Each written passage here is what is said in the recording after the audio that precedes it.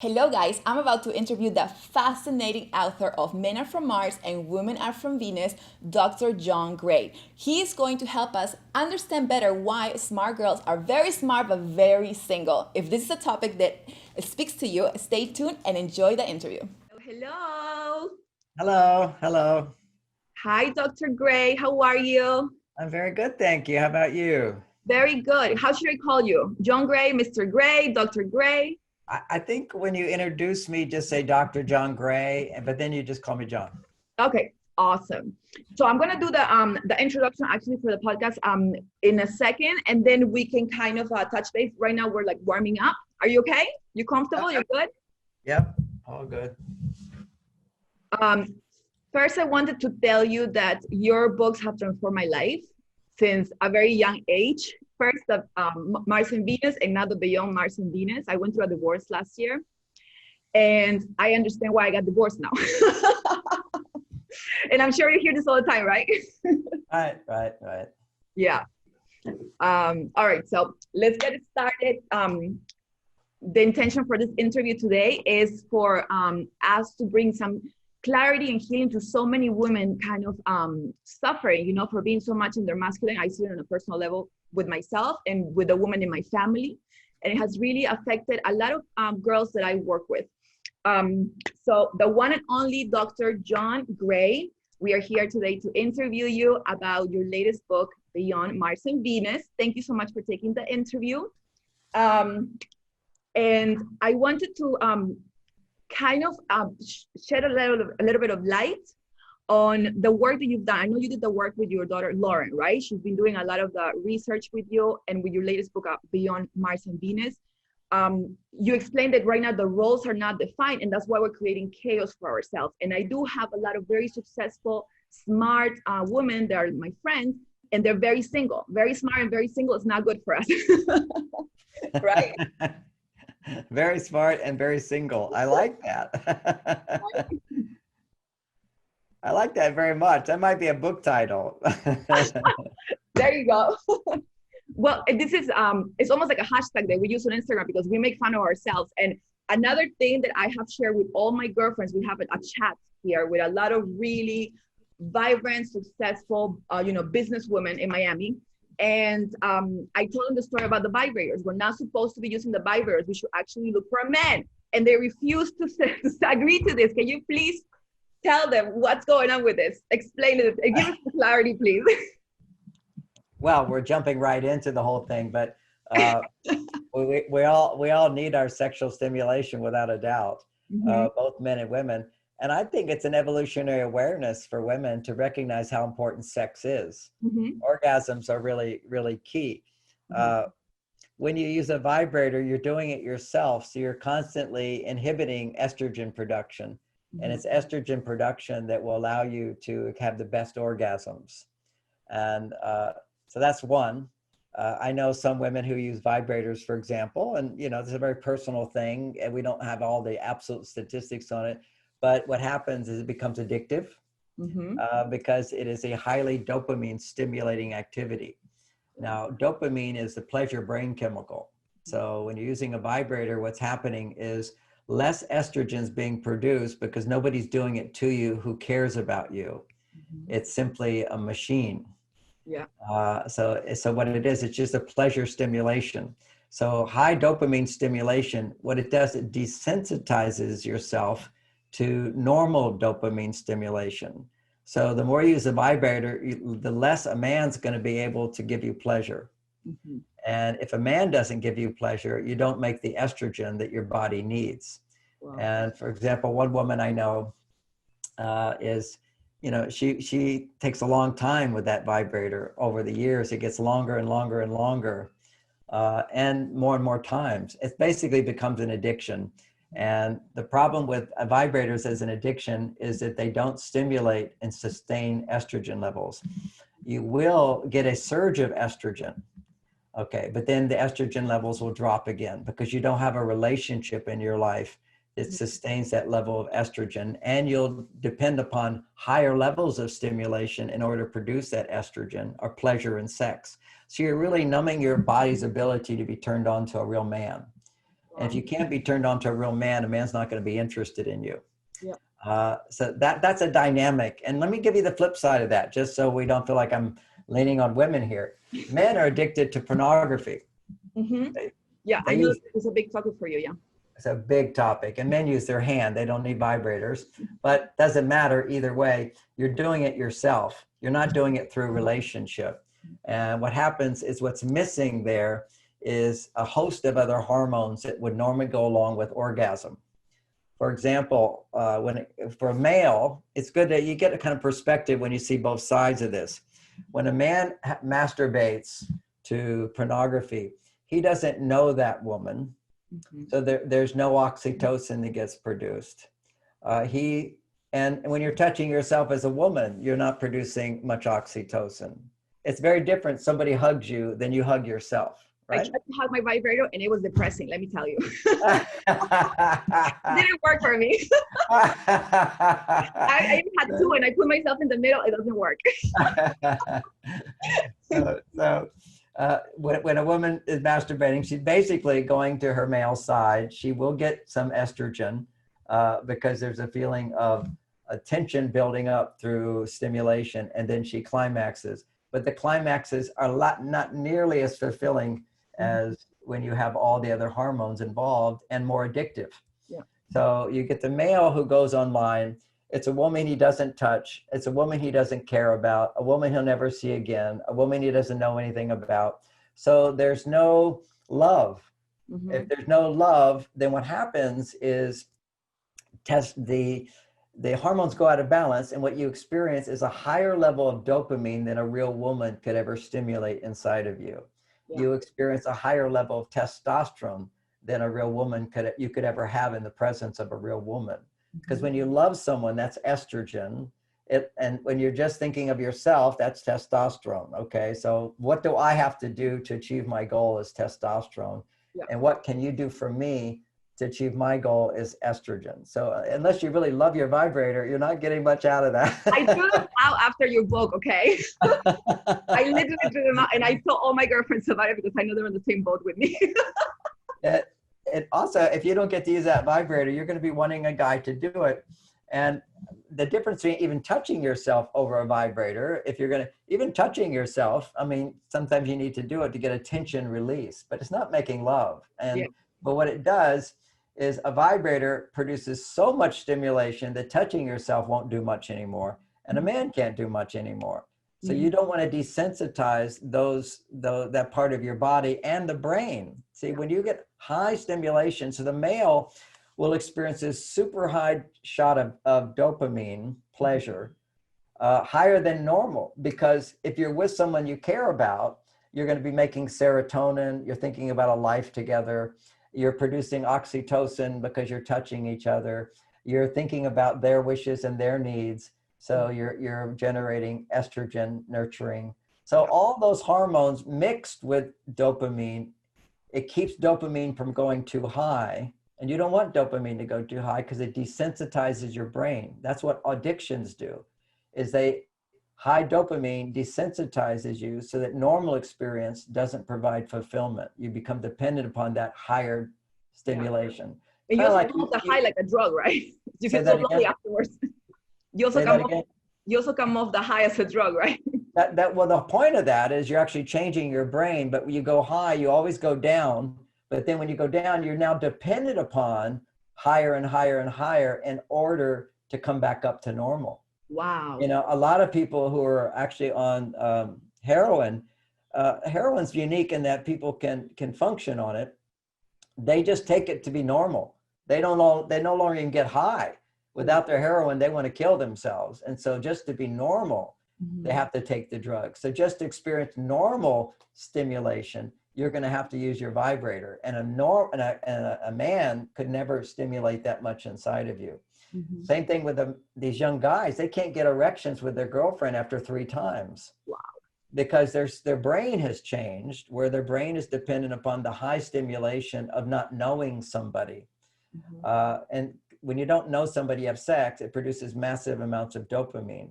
And when women are doing the vibrator, it also produces massive amounts of dopamine. So they get addicted to that high stimulation even doing herself won't do it. And a man, heaven forbid, if you throw in, you know, a guy, okay, well, you always have some issues with anyway. So, you know, your vibrator's never disappointed you except when the batteries went out. Now, here's the other motivator when it comes to that, since, you know, we're taking this out of context, but of my bigger picture, but I love doing this with you. This is the Taoist philosophy. Now, see, I started teaching Indian sexuality, ancient Indian sexuality called Tantra. Many people are familiar with that. I taught one of the first courses in America on it back in 1979. I was teaching Tantra. And because I understood for men, the importance of semen retention. I was very active sexually as a teenager. Then I became a celibate monk and didn't release semen for 9 years. It gave me superpowers, basically. Why am I the biggest seller in the world? Is because I retain semen. That's a story, let me tell you. That's a whole nother story. Yeah. But even now, you know, I can have sex for hours or 20 minutes, whatever, but I can take a woman, my wife, to massive orgasms because I don't stop. Okay, I stop when she's mindless. And there's an art to this because I'm multi-orgasmic. There's a difference between ejaculation and orgasm. Yeah. And they just typically happen at the same time for men. They don't know that, they can't discern the difference. Mm-hmm. So having said all that, the point of that is for men, they have to be able to provide for women this selflessness, which is all about her. And men don't do that because they're addicted to ejaculation. And the more they're addicted to ejaculation, the less she can be turned on to him. Mm-hmm. Now, the flip side of that is women, because when they're stressed, it's hard to have an orgasm. Orgasm is relaxing, but you can stimulate orgasm in you by using a vibrator, because then basically you're doing it, and it's a different kind of orgasm than when you surrender to someone doing you. Mm-hmm. Okay, literally who cares about you and loves you. And according to Taoism, the woman's orgasm is one of the most nurturing things for her being if a man is doing it to her. Mm-hmm. If you do it to yourself, it's just the opposite. Yeah. Or if you do it with someone who doesn't love you. Yeah. It's so I know a lot of these quote tantric goddesses. And so as I was saying, I studied Tantra for many years now. I've become a master of Taoist sexuality. And the Tao, I hope you're teaching a lot of men this. Yeah? I hope you're teaching a lot of men this, please. You need to help us.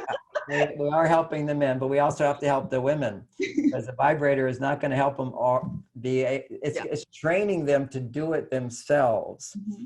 And the more when you get excited as a woman, you kind of know, okay, I get to that point where I know I could have an orgasm if I grab it and do it myself. Mm-hmm. That's not the nourishing orgasm. Okay, that's just a release of tension, kind of like you become a man in that moment. I'm going to do this. I'm going to grab it myself and do it. There's a place where you allow someone to do it to you. It's vulnerability. It's surrendering. It's opening your heart. It's literally getting out of your mind completely. And wouldn't it be wonderful to get out of your mind occasionally? Yes. That's what a great orgasm is. Yeah. Now, so I built all this up to build a little credibility for the Taoist system. This is a 5,000-year-old system from a long time ago. Not really well known because and different types of systems, because they didn't have airplanes and cars to connect to villages where these things developed over thousands of years, and then it was lost. Yeah. But it has been refound in certain places. And in the Taoist system, what they know is that every erogenous zone on your body is connected to an organ, okay, and different organs in your body. And 4 particular organ groups are associated with the 4 levels of your vagina. Same with the 4 levels of a man's penis. You're stimulating different organs. Now, that's the 4 levels that's 4 different orgasms you can have to hit your whole body. But prior to that, there's the clitoris, the 5th orgasm, the first one you generally have that most people recognize. It's actually the 5th orgasm. If you do sex according to the Taoist system, what they would want is you'd have 9 orgasms to be a fulfilled woman. And only one of them comes from your clitoris. You see, if you take your energy, life force energy, and you focus it to your clitoris, grabbing a vibrator will put it all down there. So now all your life force energy goes to one organ. And that organ that's associated with the orgasm of the clitoris is your kidneys and your adrenals. They associate the kidneys. Adrenals sit just a little tiny thing on top of your kidneys. And, you know, this is acupuncture and the whole system of different points on your body. And then this is sexual acupuncture we're talking about. And they say, if your only orgasm is your clitoris, you're going to weaken your kidneys. Oh, wow. If you weaken your kidneys, you will, over time, you become, you have adrenal burnout, basically. So you see all these women are burnout, basically. They're all saying, I'm tired, I don't sleep well, I'm exhausted, I'm stressed. All the stress hormone, it's the adrenals is really, really key thing for feeling energy and well-being and pepped up. So you get adrenal burnout by too many clitoral orgasms. If you don't have the whole nourishing thing, you see, you want to treat holistically the body. So you go right to the clitoris. What happens is the kidneys become overstimulated, and the kidneys regulate water in your body. Okay, that's one of their big functions. And so women who masturbate a lot quite often have water retention in their hips and thighs. I didn't even know that. Wow. And, you know, it's sort of my own, nobody knows this stuff, okay? I get lymphatic massages for this. I didn't know it was coming from that. Say that again? I get the draining massages, the lymphatic massages, because I usually you hold on to water. I didn't know it was coming from that. That's so you can hold on to water that way. You'll see this, you know, some of the anecdotal, I mean, I have clients where you get to know the personal experiences of people. And, you know, once I build a safety up that people know I'm not coming onto them sexually or anything, I can find out their sexual habits, which is, and you see the women who masturbate a lot, in my experience, over 40 years of counseling, tend to start having big weight issues and they can't control their weight. Now, having said that, I want to be considerate here. Some people could have weight issues because they've been raped. That's a big common thing. Because they're just afraid of being beautiful on one level, and there's a trauma in their sexual area. Another one is they just have bad eating habits. You know, they got addicted to food as a way to suppress feelings. So you've got suppressing feelings or suppressing feelings of childhood or invasion, rape, trauma, whatever. And then the other is just over masturbating. And they can also go together, because quite a lot of overweight women, because they're not attractive to many men in our society, they don't have a sexual partner, so they masturbate a lot. So it all kind of goes together. It's like a snowball effect, right? You get stuck and then you're in the wheel, and once you're in the wheel, it's really hard to get out. In an energetic level, do you think by doing it ourselves, are we telling the universe that we don't need a partner? That's why we are very smart and single? well, on the law of attraction, that's also clear. Okay, so basically there's some truth to that whole thing about, unless you feel the need, you're not motivated. Yeah. And right now, if you don't trust men, you don't feel the need for men. You can't need someone unless you feel you can trust men. And if you can't trust men, often it's because if you're already on your male side, you're not going to be able to appreciate men, because that's your female side that can appreciate men. So you're easily disappointed, which reinforces why you should never trust a man. So, in the wheel again. It's a wheel again. Everything becomes a wheel, the nature of things. And so, go ahead. I wanted to ask you something, because you've been doing this for a really long time. Why do we have such a hard time? I mean, not me personally anymore, because I've done a lot of therapy after my divorce last year. But why do we have such a hard time saying we need a man? A lot of my successful girlfriends, they cannot say those words. I watched your video that you posted 5 hours ago between the need and the want in the YouTube. It was amazing. And I don't understand why we have such a hard time saying I need and I want a man. I need and I want a man. Do you know anybody? How come girls have such a hard time saying these words, right? Right. The reason they have a hard time saying those words is we now live in a culture that dismisses and validates femininity. It judges femininity as weakness. And ironically, it's the very women who say we're for women's rights and equality that do that the most. Because incredible. It's because and rightly so. I mean, it started with men being dismissive of women's feelings, and then women felt unsafe to be dependent on a man. Therefore, they have to do it themselves. Yeah. You know, we live in a very stressful world. You know, some people think, no, the past was more stressful. And I say, you didn't live in the past. I've been down to Amazon. I've lived in cultures where people are don't have any modern conveniences, and their lives are slow. They're so relaxed. I'm from a farm in Peru, so it was very slow. My grandma's still alive because she's very slow. Yeah. Yeah. When life is slow, cortisol levels go down. Period. Yeah. Even if, let's say you live in a castle and you're being attacked by an army and there's a siege that goes on for 6 months, you know you're going to die in 6 months. It's 6 months from now, and nobody's that stressed. You know, you just accept you're going to be doomed. That's all. Yeah. Exactly. It's not emergency. There's nothing we can do. We just have to sit and wait.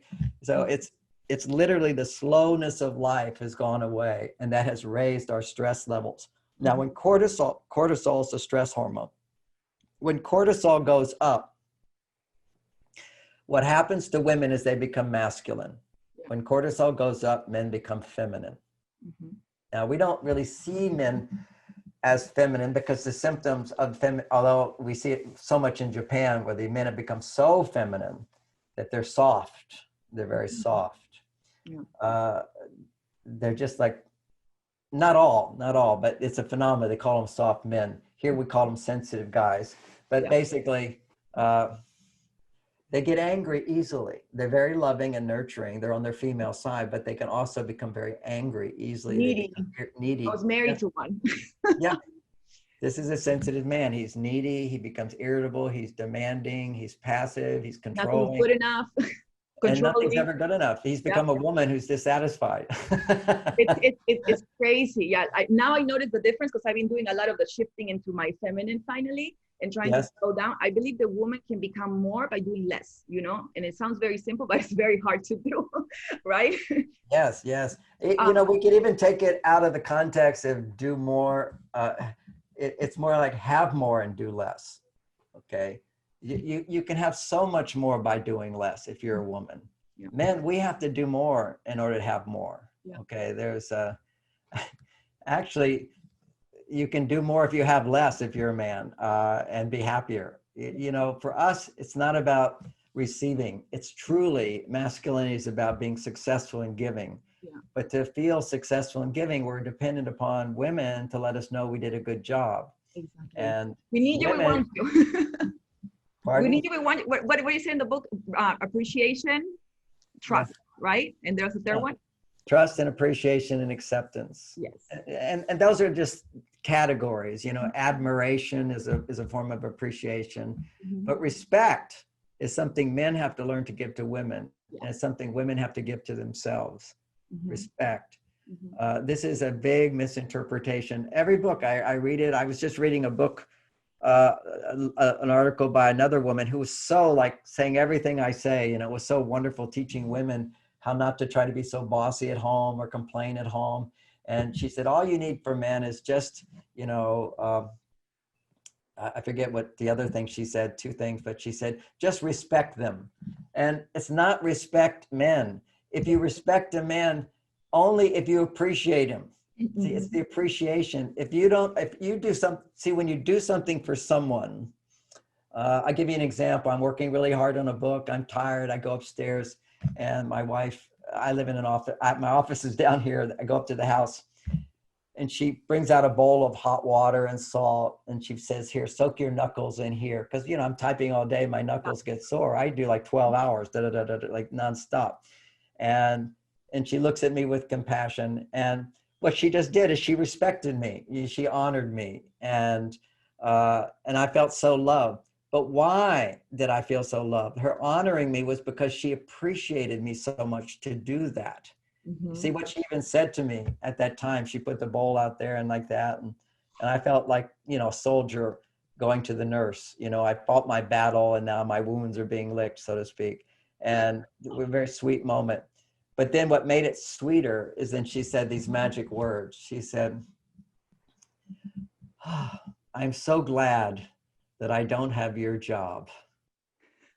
Yeah. Did you get the distinction there? But what I hear as a man is she's so happy that I do the things she doesn't want to do and doesn't have to do. Exactly. That's what men, that gives me relevance. That gives me meaning in my life. But when you're going around as a woman going, oh, I have to do this. I have to do this. I have to do this. that just says to a man, he has failed, and you become less and less attractive to men and unhappy yourself. So it's literally when women can find happiness within themselves, but not through their vibrator, but when it comes to sexual stimulation, we can cover this point since we started with the vibrator. And I know many women have this big problem with their, water retention, gaining weight, the thighs getting bigger and bigger. And of course, we're all saying we need to learn to love our bodies just the way they are. There's something called a healthy body is beautiful, and an unhealthy body is not as beautiful. Mm-hmm. Maybe the heart is beautiful, but we really need to we are different body types, but we are an overweight society, and we're all dying right now of COVID because we're so overweight. Yeah. That's a major other than taking 5 different pharmaceutical drugs makes you more vulnerable to I heard about you fasting, you lost some weight. I heard in the video you did the fasting and you lost some weight. I'm on day 18 right now. Amazing. I stabilized at my ideal weight. I'm going to do 30 days. I'll occasionally take a day off. Saturday I took a day off, had dinner with my daughter.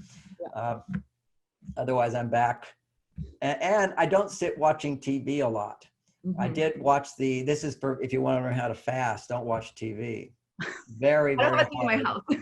What's that? I don't have a TV in my house. Oh, good for you. Good for you. I was watching the convention and ended up eating chips on a fast. Why? You're sitting at the TV? Sitting in front of the TV, will cause you very hard to stay off of our addictions. See, we have these food addictions, the carbohydrates, if you're sitting passively in front of a TV.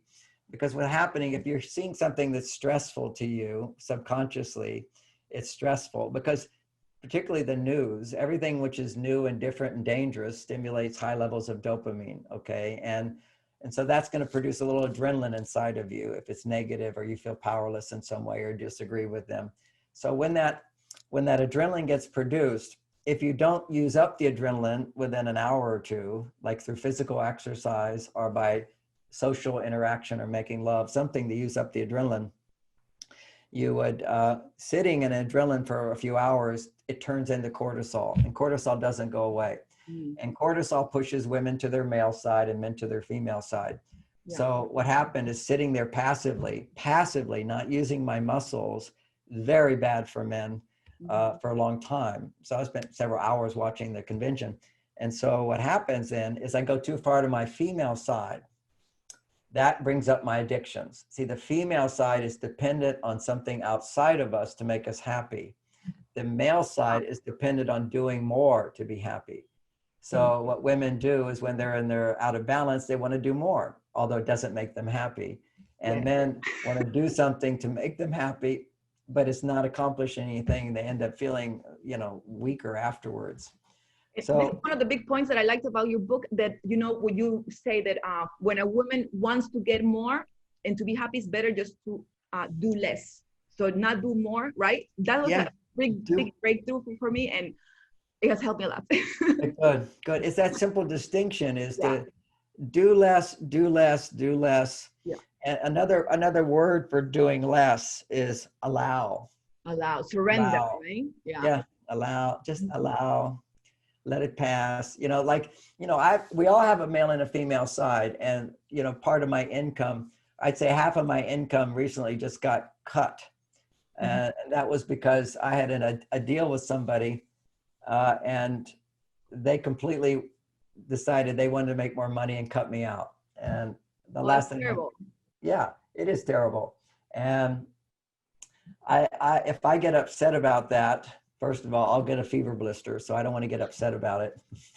That's one of my motivations is I don't want a fever blister.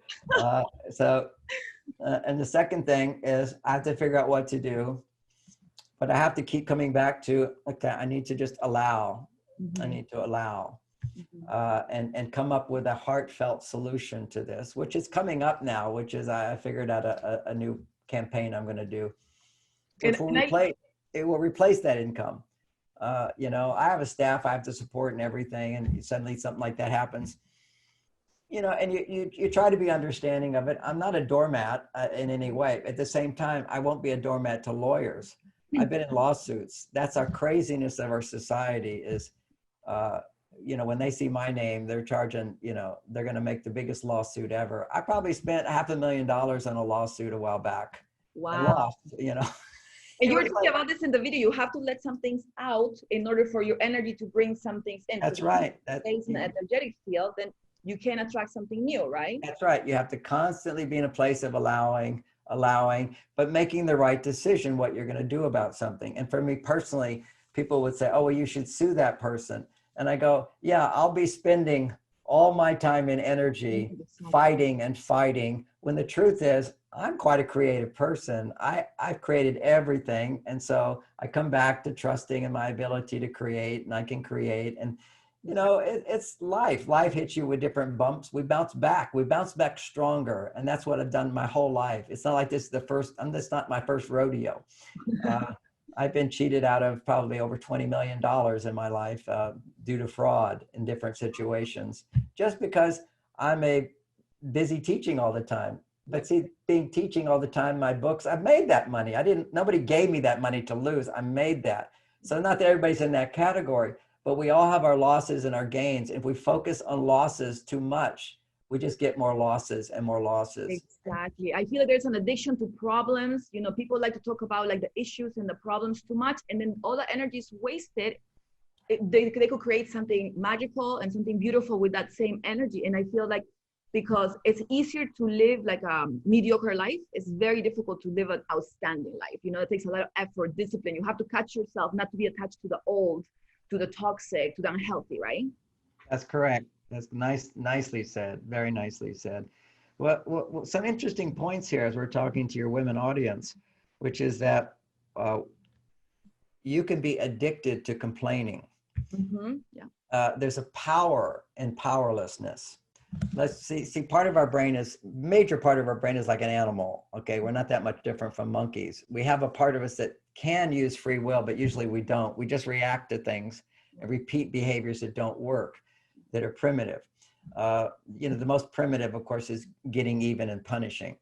And that's because the monkeys don't know how to communicate effectively. So if you step on my foot and I go, ow, and you laugh, you don't really realize that hurts. So the only way I can get you to realize it is yell louder.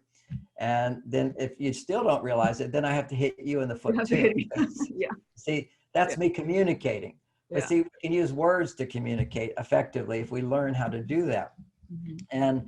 But problem is victimness, which is the way you communicate. I'm not getting what I need. You start as a baby, you don't have words, so you cry. Mm-hmm. And as you cry, you get what you need. Mm-hmm. So we all know that. If somebody's crying, oh, let me help you, and somebody's in suffering, let me do something for you. So expressing emotion becomes a way to get what we need and get what we want. Yeah. But expressing and sadness and disappointment and anger and frustration and fear, we call those basically painful emotions or negative emotions. Mm-hmm. So we use our negative emotions to get what we want in the subconscious, unconscious mind. Mm-hmm. So we have to embrace that part of us, because emotions also have another function other than getting what we need, telling people we need more. They are our inner guide. They are the way our soul communicates to us that we're not getting what we need and we need to shift directions. They are communicating to us that our thinking is wrong. Whenever you're feeling pain, it's no one doing this to you. It's the way you're interpreting reality is wrong. Wrong. Something is wrong about it. Yeah, somebody can bruise me, and then I feel like, oh, you hurt me, I can never trust you. Well, maybe I can trust you. I just have to let you know that there's a sore under here and I'm easily bruised. Yeah. But there's always something when you're in pain.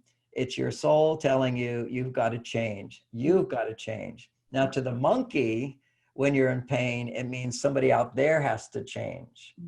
To the part of you has free will, you're not just a reaction to everything that happens. And so you use emotions as a way to get what you want. What you want to do now as a free will person is acknowledge and embrace your emotions as your soul helping you to understand what works for you and what doesn't work for you. and listen to those emotions and go behind them and say what's most important to you. What do you need? What do you wish? What do you want? And let go of the negative emotion now that you know what's important to you, and then go, okay, how can I get that? What's the best way to behave or interact? And if I'm not getting what I want, from that place of openness, you go, well, how did I create that? So that's the other side of it, is stop being a victim and recognize that what we say, what we do, where we place ourselves, how we interact with people, we are responsible for the results we get. For example, you fell in love with a needy man because you didn't feel safe to get in touch with your own needs. That's why you were attracted to him. Myself, I was lying to myself for so long, and that became like poison to me. My hair was falling. I got ulcers, because everybody's like, oh, you're independent, you have a career, you don't need a man, you don't need a man. And now I was like lying to myself, but you know what? Like after 18 months of like hard spiritual work and therapy, I need a man. I love men. They're cool. Just because I have a divorce doesn't mean that we have to hate them. I love men, and now I'm attracting a different type of caliber of men. I'm more masculine men, someone that wants to take care of me and stuff like that. But I feel that so many women go so in their masculine. They deny the need, the fact that they need to be loved, and they're like, oh, I can't get pregnant. I don't need a man. I'm gonna get like a sperm donor. I don't need a man. But they do. They're so angry, you know what I mean?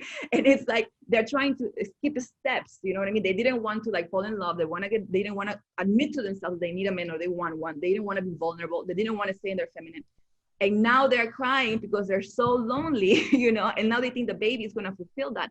But that's only one part of being a woman, You also need the men to protect us.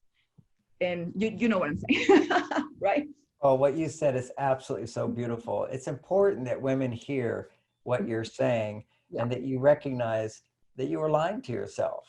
I just wanted to mention again when I was watching the convention, not only the part of why the adrenaline getting produced, even though I'm just enjoying watching it, whatever, is that whenever people are trying to manipulate you, persuade you, they often omit the truth.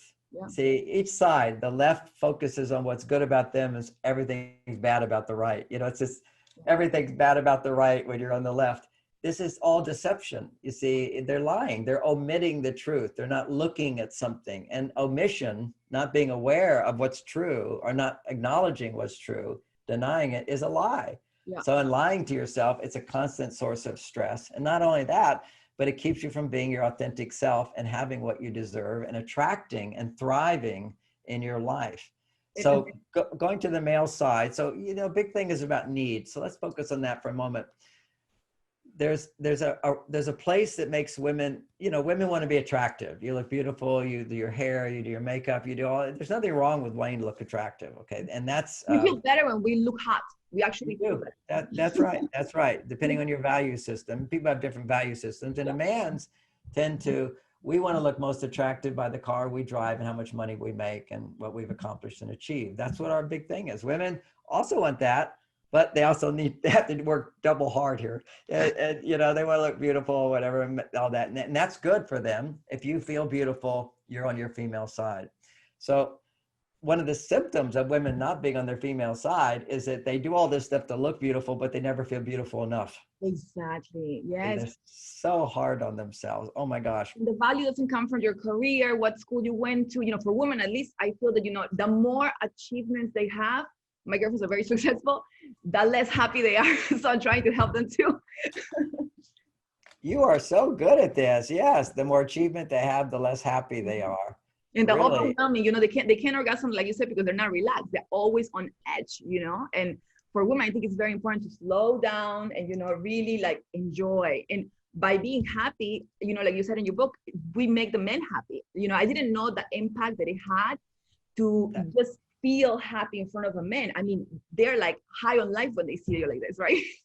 That's exactly right. That's right. And when they can take credit for your happiness, they're even happier. Yeah. But you see, you have to have a certain, it's kind of like if you're shopping for a job, you want a job where you feel that you have the potential to get paid what you deserve. Mm-hmm. That's to be the job you want. So if you're not already a happy woman, there's no potential for me to make you happier. Mhm. You can give what you don't have. I keep on saying that, you know, if you don't have love, if you don't have peace, abundance, there's no way you can give them your relationship because you don't have it inside of you, right? That's right. That's Yeah. right. Unless, you know, but we are drawn to people like you were drawn to your husband who wasn't the right fit for you because he was this needy man. Now, why do you get a needy man if you're a strong, independent woman? I Because wasn't. I was lying. you're denying the needy part of you. Yeah. See, Mhm. so I mean, the soul wants to find that part of you and love it. So you're drawn to his needy part, but you're only repulsed by it because the truth is you're repulsed by your own needy side. Yeah. And so now we'll look at needy. The word need is a tricky word, and you've heard me talk about, but I want to review the basics of it for people listening. And that is need is uh, the essence of love. Okay, if I've gone without food, I need food. When I need food, when I eat, it tastes so much better than normal. Mhm. Okay, because if I mean, for most people, go for 2 days without food and you eat, it's spectacular. You know what? I did about 12 days on water, and then I did have a day. My daughter invited me to dinner. That was the most delicious dinner. You know, I can remember every detail about that dinner. I could go into the details of that dinner. When I walk around, I can see a little food. I go, oh, look at that. My appreciation for food dramatically increases because I'm aware of my need for food. Mhm. Understand that? Uh, all right. So, and knowing need is the primary source of feeling love, and love is your feminine side. Need is very important. But one of the reasons women are afraid of need is because a man who is in touch with his needs is often unattractive to you. Mhm. Okay. So, therefore, you think that if I have needs, I will be unattractive to him and I won't be able to get the love I want.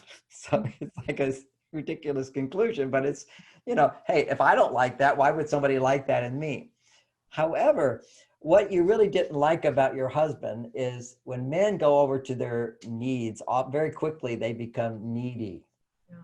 There's a difference between needing someone All the time. and that's right, all the time, versus that's the needy part. But actually, all the time is another factor, without a doubt. But let me go into the factor of happiness. If I'm happy and I need your help, there's no burden on you. If I'm unhappy and I need your help, then you have to do something for me and you feel controlled.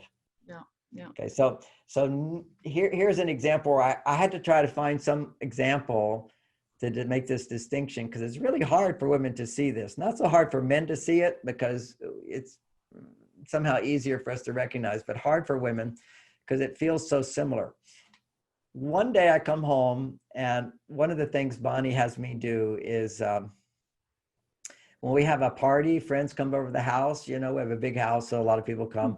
She wants me to do decorations, which is really a 5-minute job. I just put streamers up and put some balloons in, you know, so, and she wants me to do decorations. And then she wants me to get a ice for a wine jug, you know, so for alcoholic beverages and drinks and so forth, we have a bucket and ice and drinks. I'm responsible for the drinks, the ice, and the decorations. Now, it doesn't take me very long to do that, really. It's a 15-minute job. I just have to stop by, pick up some this, get the ice, and put up the decorations. So one day I come home and the party's at 7 o'clock and I arrive at around 7 o'clock Mhm. and she throws a huge fit. I can't believe it. You're late. You don't have the decorations up. You didn't do this. You completely forgot. How could you do that? That's needy. Mhm. She needed my help and I didn't provide it, so now I get punished for it. You know, now here's another example where a woman who doesn't want to look needy but is needy. I come in the door, she says, "You're late, you didn't do the decorations. I had to do it myself. I did it myself. I put up the decorations and I did everything else." Okay, that's a needy woman who's denying her needy. Yes, exactly. Okay, now the woman who is not needy, but in touch with her needs, this was her reaction most of our marriage as we got to know each other. Still, I would forget many times that we're having a party because one of my defaults is, or defects is when I focus, I go timeless. Okay, I can completely You write a beyond book in a month, right? And you're like super That's right. focused, That's what your right. back starts. I'm timeless. I'm just an energy machine, but Yeah. I'm totally present and I forget everything outside of what my focus is. So this was something that was a problem for many, many years. But she figured it out what to do. She realized, she accepted that part of me. And so because acceptance is love, she realized, you know, John does his best. It doesn't mean he doesn't love me. It doesn't mean he doesn't care about me. It doesn't mean I can't trust him for a million other things. Yeah. He's going to be late sometimes. Yeah. Okay, so that's fine. That's what love does. Love is patient, love is forgiving, love is understanding, love is accepting. So she got to that place of love. So then I would come home sometimes and it's 7 o'clock. I'm not there. The decorations aren't up. She's not put up the decorations. She hasn't gotten the drinks. She hasn't gotten the ice. She says, "Yay, you're here. We still need the decorations and drinks. Can you go get them now?" And then what happens? And then I would go get the decoration and decoration and drinks and feel loved. And then after a few years, I stopped being late and I always was there to put up the decorations and drinks. Men change when they're loved, even though they're not perfect. They want to be better. They want to be better. Yeah. But if they make a mistake and they're not loved, they just start having less and less interest in making change. Yeah. And say, you can have more from a man. No man is perfect. And we have to get to know each other and recognize what each other's needs are. What are the buttons that upset them? What can make them happier? But men don't want to make those changes at all if you tell us to do it. Yeah. We have to experience. You have to let the men be the men, right? Well, exactly. Let the man be the man. That's really a misunderstood statement because nobody knows what a man is. So many women will say, you know, one woman wrote to me today, you know, I want a real man, not just a male. Look, I'm a male and a man, you know, it's like, what is a real man? Is John Wayne a real man? No, John Wayne is an insecure asshole. He threw women around, he yelled at them, he slapped them, he made fun of them. But that's at least what he did is he protected women. And that's the old fashioned male. Women did not mind men's inability to be considerate, non-condescending, non-demeaning. Men were that way, but women didn't mind it, just like you don't mind an ugly bulldog if he will protect you.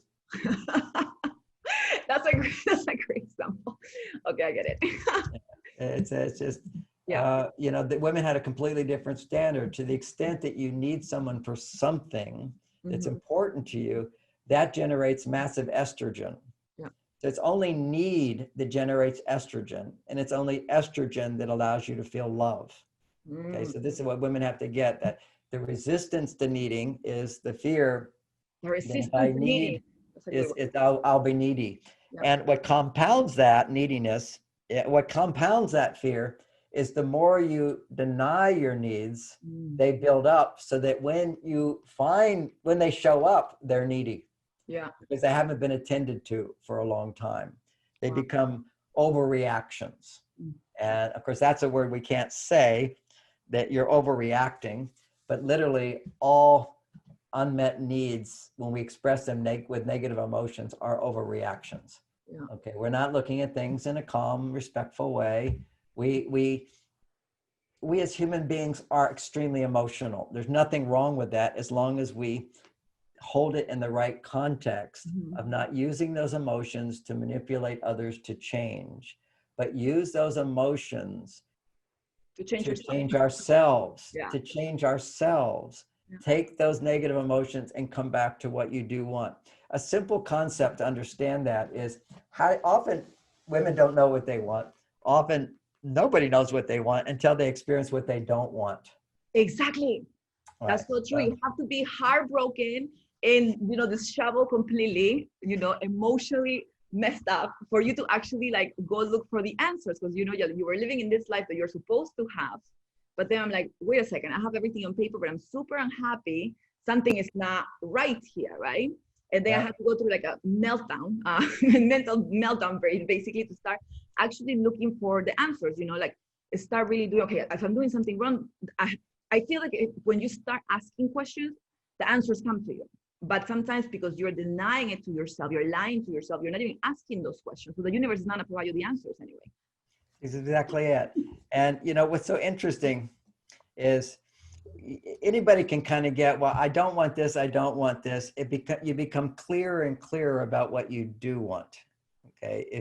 If you give yourself permission to. Now, a lot of people don't even give themselves permission to look at what they do want, because they look at what they don't want as evidence that they can't get what they want.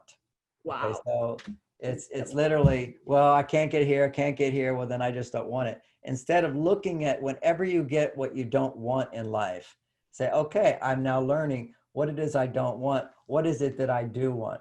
What is it that I do want? And don't let your experiences keep you from looking at what you want. It's a good exercise for people every day, even, to write out 3 things I want, and get really good at it, where you can write out 100 things in a couple of minutes. Yeah. Just what you want, what you want, what you want.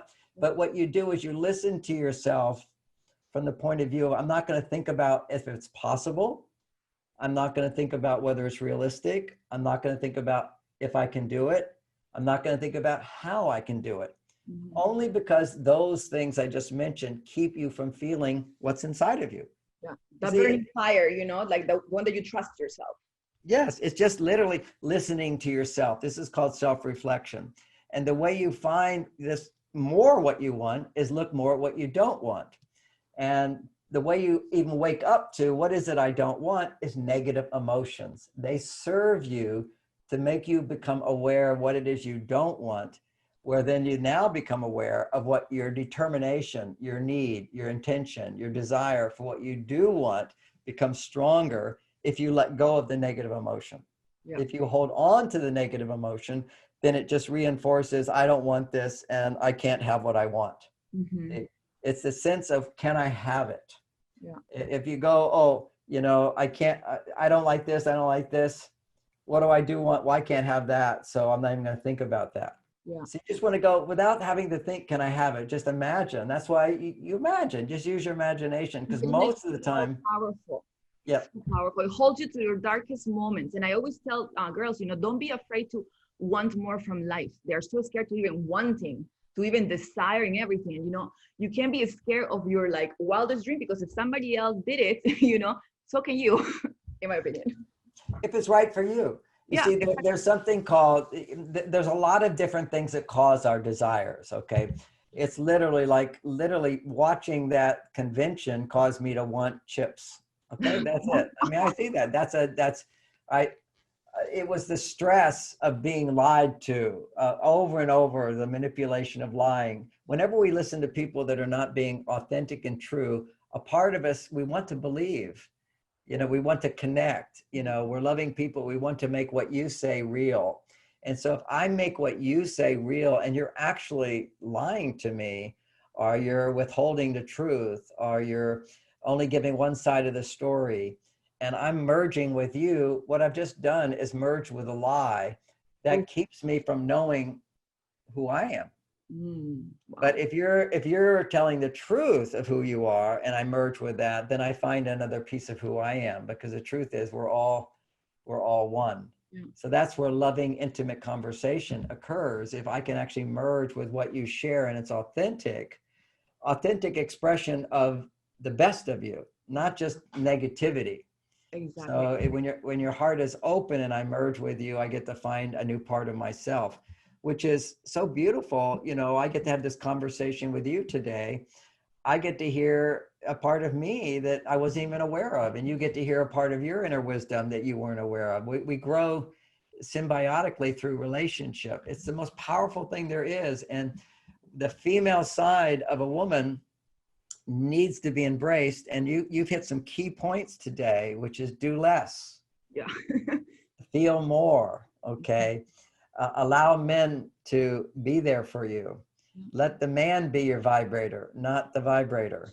But I do, since you started out with sex right away, I feel obligation to let people know that even if a man is doing it and he just goes down and touches your clitoris, not healthy for you. I know that we have a group here in San Francisco that's spread around the country. She's written a book. And the essence of it is a good idea, which is It's called Ohming, orgasmic meditation. Have you heard of that? I tried it. It does work. Okay. So, but over time, it's like using a vibrator. Yes. Just want you to know that. It's And you so, lubricate a lot as well. It's crazy. I only say did it it. again. You lubricate a lot. It's like crazy. It's like you tell your body what to do. Okay. Why don't you tell everybody what Ohming is? So not everybody knows that. No, you tell, because I think this is the No, one no, that said you no. meditate and then you are like having an orgasmic experience, almost like not sleeping in this like supernova state, right?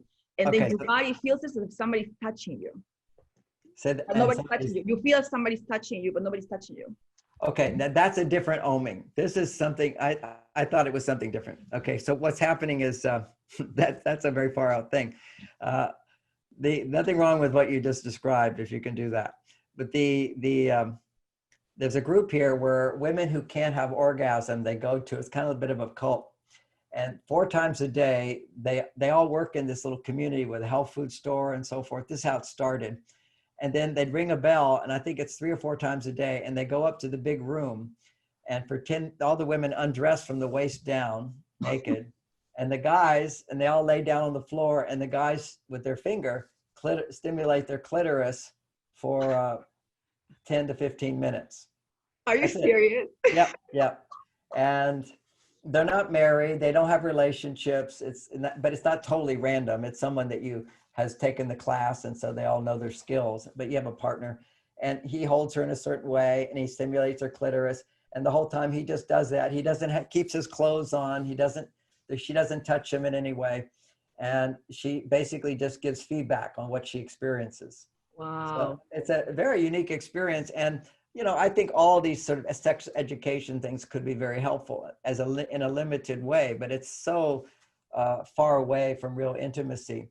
But what it trains women, the benefit of that is that a lot of women can't climax and can't have an orgasm with a man because they're so insecure, they're trying to please him. Right. Yeah, see, sex is always about being pleased for a woman. Yeah. And men are premature ejaculators because they become more about pleasing themselves rather than her.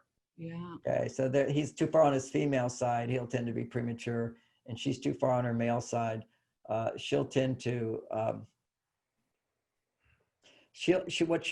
often she can't orgasm at all. In her head too much, no, and not like down there. Yeah. She's in her head. She can't surrender. She can't let go. But there is a place where a woman can be in her head and masturbate, and she's just building a tension that does create a surrender and a release. But you have to build a tension up in order to get that release. You sort of grab it and push for it and push for it. It needs to be non-goal oriented, and that's the good thing about this Ohming technique is.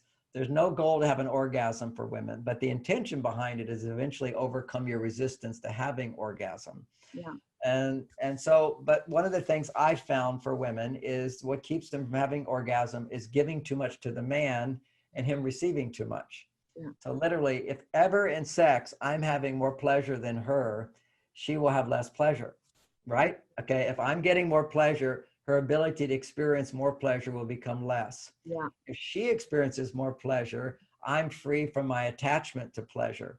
Ultimately, that's the ultimate orgasm for me, is I have no need to ejaculate or have an orgasm. I've just done this amazing thing for her. So for men, it's the extreme detachment from attachment to pleasure, where you are experiencing ecstasy, which is, ecstasy is defined as being outside one's body. You're actually in her body while she has this orgasm, and you're outside your own, and you're doing it to her. This is total freedom. These are sort of ecstatic type things, but I want to mention that touching her clitoris, though, is bad for her if it's just the clitoris. Now, there was a benefit to that as a sort of a therapeutic process, but these are the things women need to have little orgasms long before she gets to her clitoris. The first one is the breathing orgasm. You know how if you're with a man and you suddenly just have automatic breath, you know how your breath just... Yeah. Ah, okay. You see, we quickly jump beyond that. That's the potential for a beautiful orgasm. They're all different kinds of orgasms, but it's a peak of pleasure. You think with this motion, you create the motion, like by the breathing first? Well, see, some people, they misunderstand this, okay, at least from my perspective, is let's just sit down and breathe together. Okay, that's not my thing. My thing is, it's too controlled. For me, it's, I'm turned on to you. I just want to start slowly undressing you and having you undress me as we hug and we connect, maybe a little kissing, whatever it takes to feel, to start automatically feeling aroused. Arousal will increase increase blood flow down south, which requires more breathing. Yeah. So that's the automatic breath. So there's a difference between consciously breathing and letting your body automatically breathe. So now you're just holding each other and touching each other. You're slowly taking off clothes. He's more visual. He needs to see parts of your body slowly being revealed.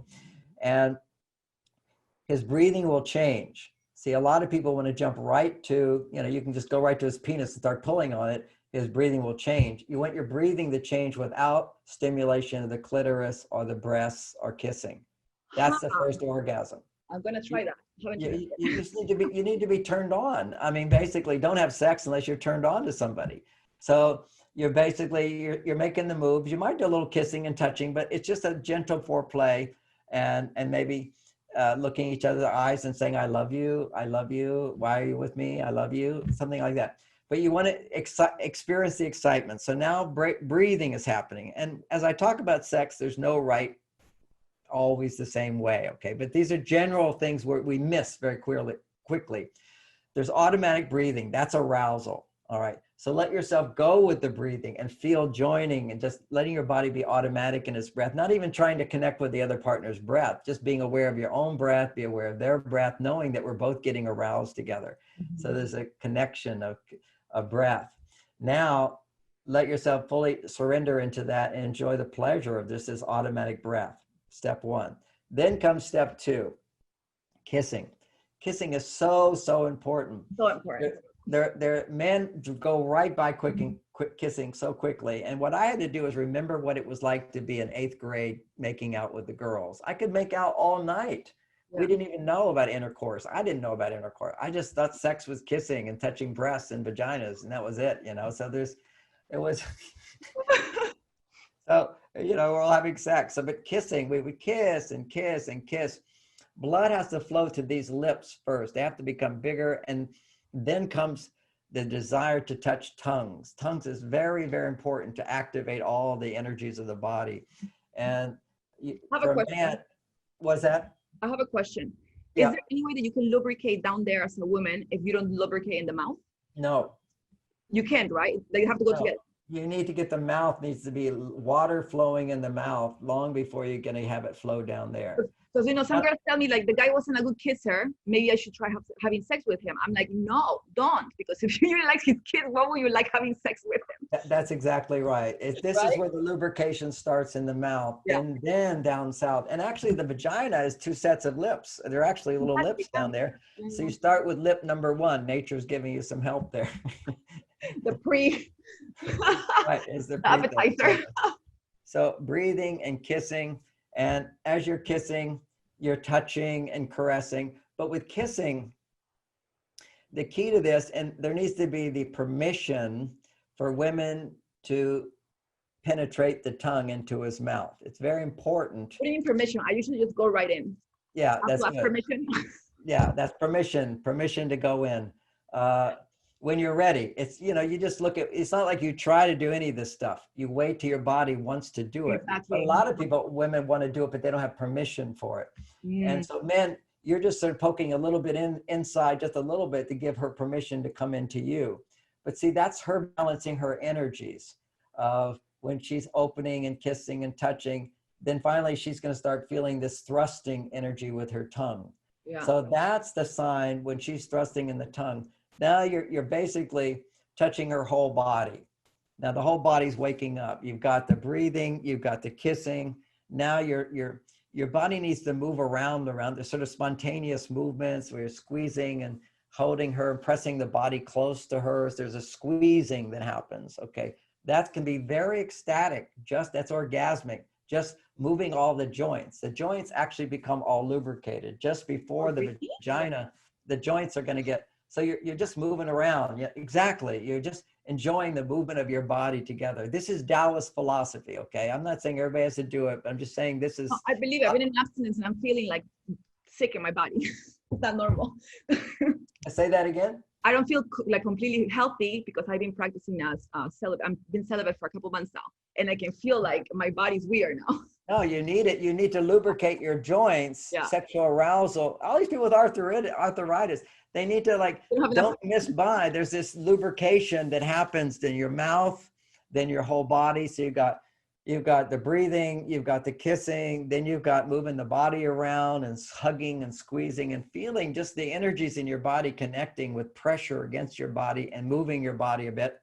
Then the next is, and you can keep doing this throughout the whole thing, by the way, but you want to develop breathing, kissing, body movements, then you get breasts. Now, breast is really important. Now, some women I've been with, they don't want to have their breasts touched. And, you know, I go, okay, no big deal. And some women never want their nipples touched. Okay, if she doesn't want to, that's all right. I'll do other things. But from the Taoist philosophy, if a man squeezes your nipples or sucks on your nipples before you're aroused, it doesn't feel good. But if you go through the 3 stages, theoretically, circling the breast for a while, then sucking on the nipples is a massive benefit to great nipples have to be like hard already, right? Yeah, they should be hard. They should come up and be hard before he sucks on them. Otherwise, you circle them and you circle the breast and you tease her. So there's a teasing place where you circle places and then you get to the places. So now you're going to get to the 2 points before you get to the 1 point down south.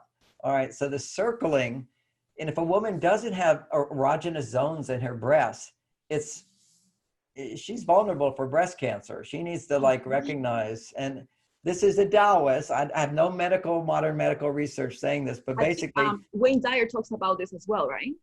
I don't know. Does he say? What does he say? He was talking about the Tao, so like how everything is connected to like your energy, your spirit, and your body, and certain cancers come from not fulfilling that energetic need in your body. Yeah, well, that's a very broad and much bigger thing. I'm not saying the only reason for breast cancer, but you'll get lumps, and lumps is basically stagnant blood flow. And so what they do in Taoism, they teach women you need to every day spend some time massaging your breasts until it feels good. And if there's places that are painful, gently massage them. It should always feel really, really good to yourself, touching yourself to a slight low level of arousal. You should be able to arouse yourself slight level with touching your breasts. That's where you want to be to. So when he finally gets to your breast, you're longing for it to be touched. And then you get the nipple action, then he sucks on them. So that's level 4. Okay, now what we have is level 5. When you get erect nipples and your joints are all loose and you've had this wonderful kissing and you're going back and forth around all those things, you know, it's back and forth, you know, one level, then it's like the Chinese, what they do is they have this show where they spin one plate and then they spin another plate on a pole and another one. Then you have to go back and spin the others and keep them all spinning. You see, you don't just stop kissing and be done with it. You got to come back and kiss again, you know, and then you got to come back. My media guys are really enjoying this conversation. They're learning so much today. I'm watching them and they're like trying to figure out how to go back and forth. And they're very young. They're getting like a massive lesson right now, 101, and they're like trying to visualize it. Yeah. Well, so you see, the thing, men, you need to know. I'll just let those guys know. They're right here. Come and say hi, guys. What your job is in sex is to get her to want sex as much as you want sex. Can you repeat this one more time, please? Yeah. They need to learn. How's it going, man? How's it going? Hey guys. Yeah. Your job. You're a smart guy, really.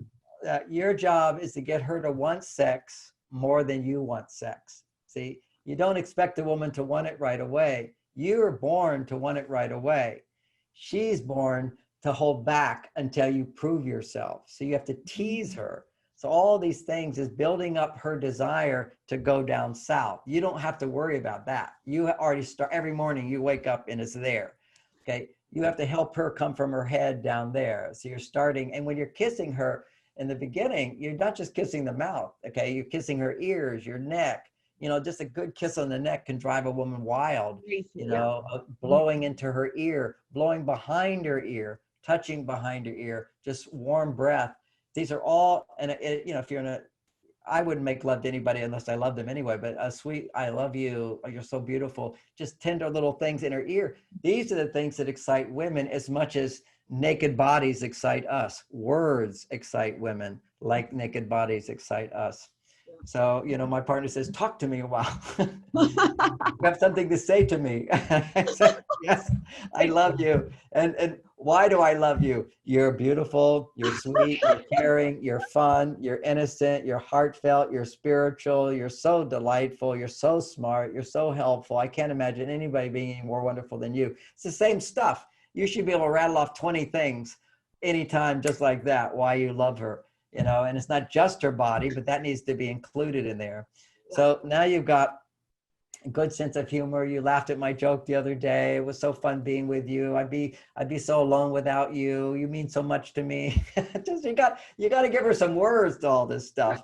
Okay. But that's where that's a little sweet talk and touching around the ears, the head, mouth kissing, French kissing, tongue interaction, moving the body around, squeezing the body. That's getting all the joints moving. Then what you do is you're doing circling the breast, coming back up to the neck. So that's teasing her, coming here and then going away, coming and going away to find those nipples are strong. That's where you start going on your tongue action and you suck on her nipples.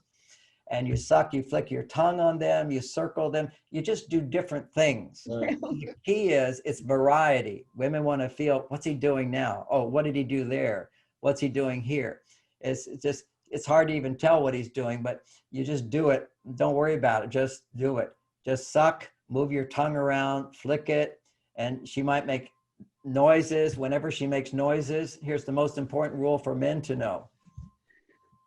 If you get a response like, oh, like she's making a noise, whatever you just did, continue doing it. See, this is the mistake we make. If somebody was giving you a little neck massage and then you said, oh, okay, thank you. You think you're almost communicating, it's over. Okay, I'm done now. But when a woman makes a sexual response, it means keep going. Harder. Yeah. And if she pushes, it means harder. Okay. Keep going hard. Sometimes it means softer. Okay. But tone of voice. I think there's four words women need to know in sex. One is harder, one's slower, one's softer, one's harder, softer, slower, faster.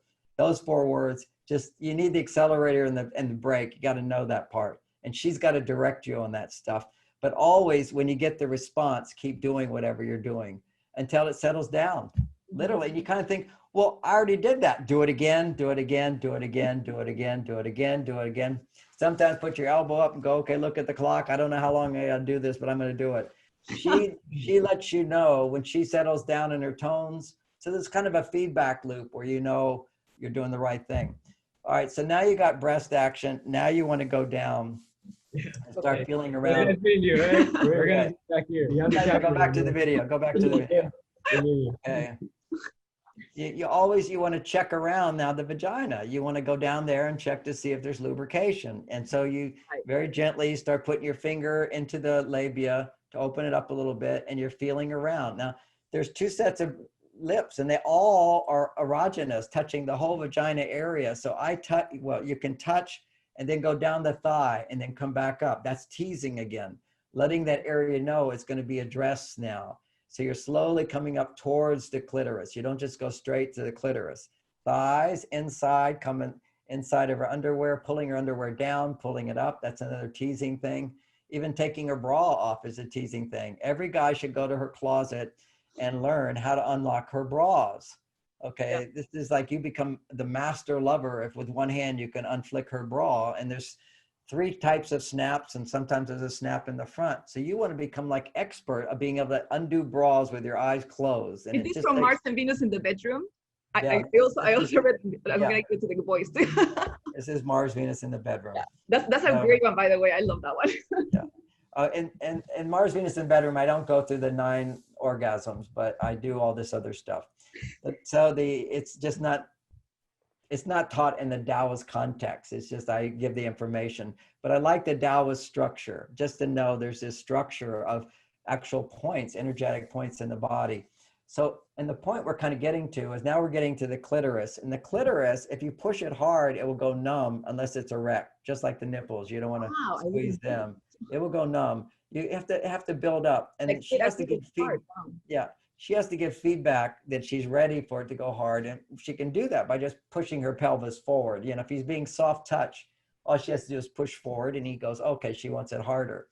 But circling is really, really good until it becomes hard. You can circle it, then dip back up to the whole vagina area, the whole set of lips, bringing the fluids up, circling the clitoris, bringing the fluids up, circling the clitoris. And if you're getting responses from her, just keep doing what you're doing. You have circling, you got the basic up and down movement. And you just keep doing that. You know, it's repetition where she can just sort of sink into it and become a much superior vibrator. So you're interacting, you know, she feels she's surrendering. She's also in control. She needs to feel she's being very vulnerable, which is going into a place of powerlessness, vulnerability. She needs to always feel in control, which is by those sounds, you're responding to her sounds and you're sensing where she's coming from. So while she feels in control in the sense of safety, she can completely let go and know that, you know, you're responding in a way that you're taking her where she wants to go is really the ultimate control without her having to do anything except respond naturally. Okay, so now you're giving her, you can give her a orgasm with your finger, you can do it with your tongue, or you can do it with your penis. Now, I've never read this anywhere, but this is, I'll just say is my favorite, is you take your hard penis and now long before you go into the vagina, you're circling it with your head of your penis and you're stimulating her clitoris with the head of your penis.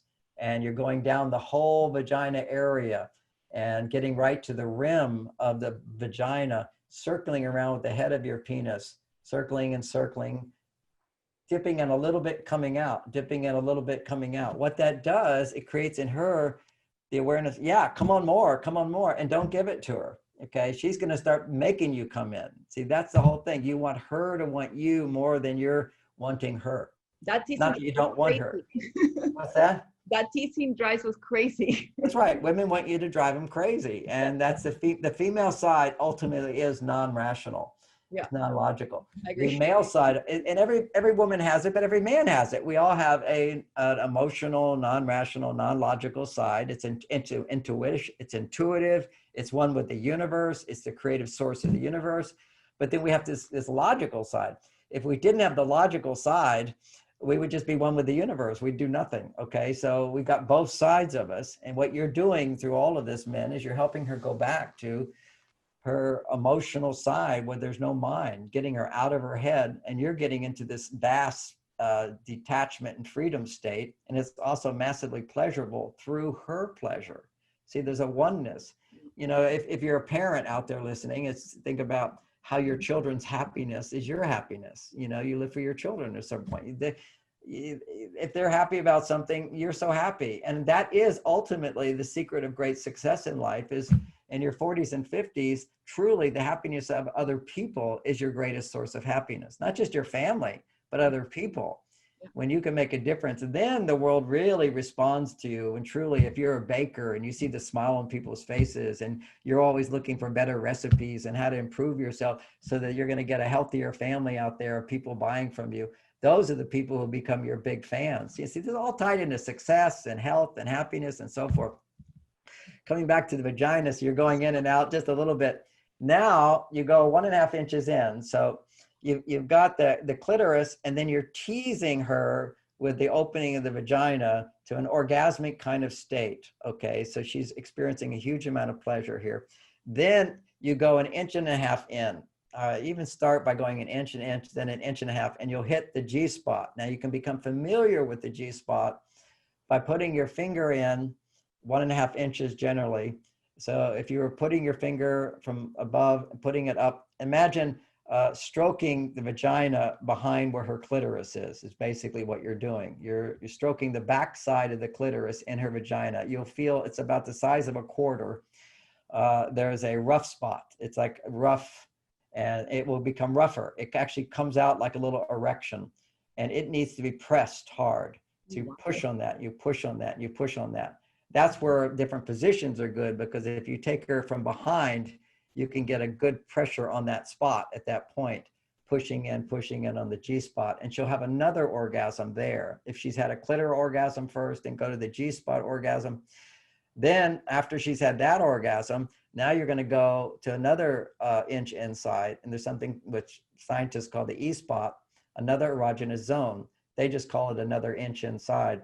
And you go to that spot, and she'll have another different kind of orgasm. It's even more fantastic orgasm. And generally you can get a clitoral orgasm, a G-spot orgasm, an E-spot orgasm, and those are big orgasms. And at certain times of the month, she will have, generally close to ovulation, somewhere around that time, she'll have a C-spot. Now C-spot is where her cervix, which is the end of the vagina, will come down, and it will actually want you to, it will like kiss the tip of your penis, and it feels fantastic when that happens. Now, if your penis is really long, you might be able to hit the end right away, but that doesn't feel good to her. She has, just like a nipple, you want to wait till it comes down, and it's like fireworks. Every thrust is an orgasm at that point when you're touching the C spot. But you have to really build her body up. It has to build up to that place, and you have to have the stamina to do that. And, you know, some cases that might be 2 hours if you want to go for the big gusto. That's like a weekend sex. But you know, this takes training. Now, how do you train? See, what guys do is they just stick their penis in. Okay, what you just did is you overstimulated your penis with 4 times more energy than it could handle. So your estrogen levels shoot up and you have an ejaculation. What you have to do is slowly build into taking your body to absorb that much energy, that much pleasure. So you're teasing her by only going a little bit in. She wants more pleasure. That's her thing. Her game is to have more and more and more. Your game is not to let too much come in, too much pleasure come in. You have to slowly let it build and build and build. So as you go in an inch, then you come out, then you come in an inch and a half, go in, go out, then a little bit deeper, then a little bit, then go in that 1.5, 2 inches. So you're teasing her all the time, and she's going to try to make you go all the way in. Just like you at the beginning wanted to go all the way in. She wants you in. You don't give it to her. You keep teasing her. You know, she begs you sometimes, you know, and sometimes she wants to jump on top of you so she can get the whole thing inside of her. And you let her jump on for a moment and give her 1 or 2 and then throw her off. You know, you want to be in control of regulating yourself, not from the point of view of, gee, I can't last, but from the point of view of, I'm not giving it to you yet because you're not ready. Because you've got to get her, you know, she's got to completely surrender to you before you're going to take her all the way inside. Yeah. So literally this will build up her energy if you give and take back, give and take back, give and take back. And it's alternating the male-female polarity at that point. So the way you do that, it would be a little bit boring if you just had one position. So you'll see in all of the tantric texts and the Taoist texts, the 5,000-year-old systems of sex, because see, people didn't have TV, so they had plenty of sex. They learned about sex. We're all just watching TV, draining away our life force, okay? So if you have nothing but stars in the evening and no lights, you just have sex a lot. So they learned a lot about sex. So they made different positions. Now the point of different positions, okay, variety is good, of course, and it also has certain health benefits, different positions, because different points are touched. But the big point of it is a man should notice about a minute before he's going to ejaculate. Right before he ejaculates, which we call orgasm often, that's called the point of no return. You can't control yourself. You can't stop. Okay, it's going to happen. And you never want to stop that from happening. What you want to do is notice about a minute out from when that's going to happen. And when you're a minute or 30 seconds away from that happening, what you do is you just pull out. Just pull out instantly. Just pop out. She goes, what happened? Just pull out. Doesn't matter. Another hour about this. It's just pull out fast, just like really fast. Now we're moving on to the next. And you move her body around. You push her into another position. You lift her up, you curl her this way. You know, you look in the books, go online, see all the different positions, just put her in that position. Women love being put in positions. Okay, Yep. it's like they want to surrender. I'm your doll. Just move me around and do me. And so, and you just keep doing her. And and that could be even if you're only one position for 2 minutes, fine, then go to another one. You know, she wants you to just do it, do it, do it. You don't give it to her. And because you know she needs to build up to surrender as opposed to grab her orgasm. Because if she grabs her orgasm, you're going to have a premature ejaculation and she's going to have a low level orgasm. And you're not going to be able to give it to her. If you grab it, if a woman grabs it, it's a low level orgasm. Got it. Yeah. And usually as soon as she starts to grab it, he ejaculates. Have you ever noticed that when you really get into it, a guy's finished? No, that's very good. That's very good. I'm surprised your needy husband could have provided that for you. We can't talk about that right now. Okay, we can't talk about him right now. Yeah, right. let's talk about this. I understand this is all private stuff, but generally men who are very on their female side really don't. I was just gonna tell you, like, now that I'm experiencing, I had an experience with a very masculine, giving men in bed. It's a completely different experience for women. And you know what turns us on even more? Commitment, trust, safety. And I don't know why girls have such a hard time saying that we need commitment, trust, and safety. You know, when we feel safe, then we can truly be vulnerable and open up, you know. And I have another problem. We're probably gonna have to do another video about this too, because this was very interesting. I want to also help women not lie to themselves about the open relationship and swinger thing, you know, because they don't want the guy to cheat, that they are practicing open relationships, but not for them, for the guy. And then what happens is they're not feeling safe anyway. You know what I mean? That went pretty fast for me. Tell me that one again. I know you wanted to have another conversation on it, so I didn't fully get it. Tell me that again. Because this is probably a whole another topic. What really turns us on is being, you know, feeling safe, trust. Yes, safe, commitment, and trust. Yes. Yeah. And lately, I've been hearing a lot of women practicing this open relationship, and like, I don't care, you know, if my husband has a swinging party or like an open relationship, whatever it is, and they do it because of the fear of being cheated on, and that the husband is going to leave or the boyfriend is going to leave. So they're not really doing it because they like it sexually. They're doing it because they want to lie to themselves and say that it's okay to please. I completely agree with you. In my experience, okay, I was a therapist where women have been very supportive of their husbands having affairs and so forth. Wow. It was because the fear is that if I don't say yes, I'll lose him. So I'll get into it. This is what everybody's doing, so I'm going to do it and whatever. But actually it's and there can be some arousal produced by that without a doubt. However, what allows you to sustain attraction for your partner is monogamy. Women need to feel the safety and commitment and trust.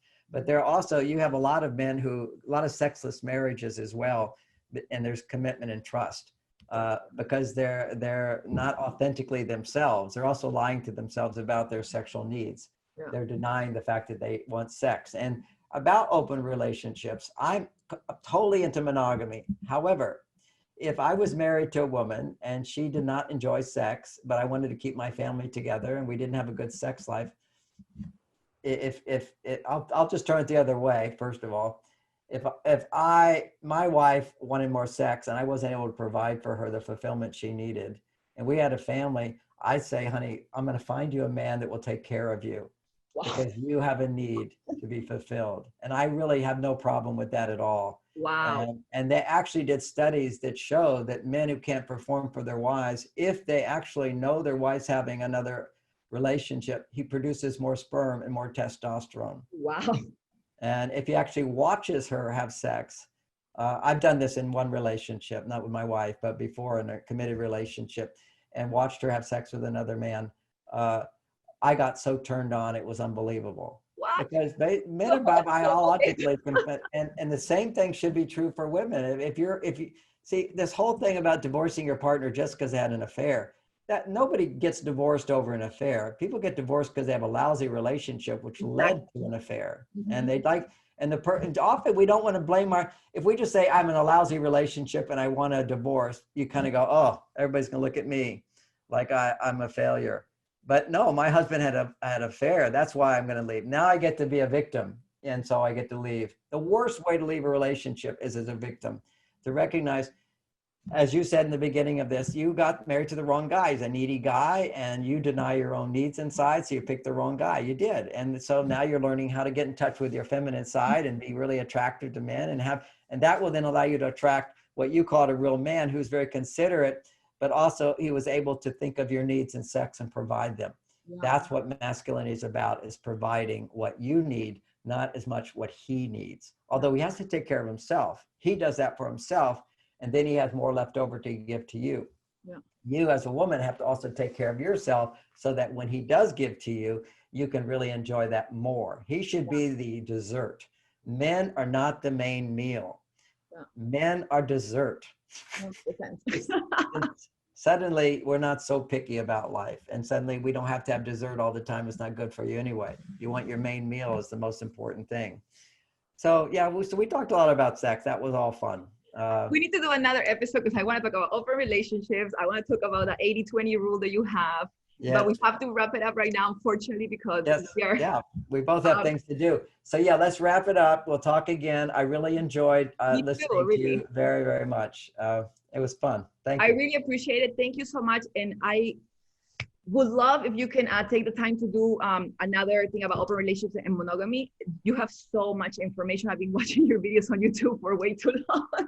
And I think it's very easy to get like the male perspective, and also a different generation, because, you know, the younger generation that I speak to sometimes, they are so lost in translation and transition because of the social media and the Photoshop, you know, like this like open relationships and stuff like that. We're very confused, creating chaos, when all we want is just be loved and be happy, right? Yeah, and then they need your voice to tell them that. Yeah. They need your voice.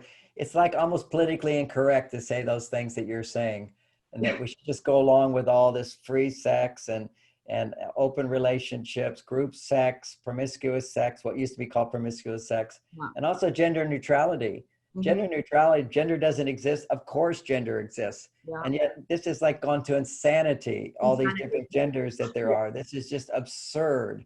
And that there's men and there's women, and there's women who are just naturally have more masculine qualities, but their unhappiness only comes when they deny their feminine qualities. Yeah. And there's men who have naturally more feminine qualities, no problem with that, but they're still men, and they become weak. They become addicted, they become depressed, they become petty, they become awful when they deny their masculine qualities. And nobody's teaching men how to be men and women how to be women. So I would love to be with you again on these shows. This is such a great delightful. Thank you so much. I really, really appreciate it. Mwah. So much love, and hopefully we help a lot of people to bring love to their lives, you know, love for themselves, love for life, and everybody else. Thank you so much. Yeah, bye-bye. Thank you.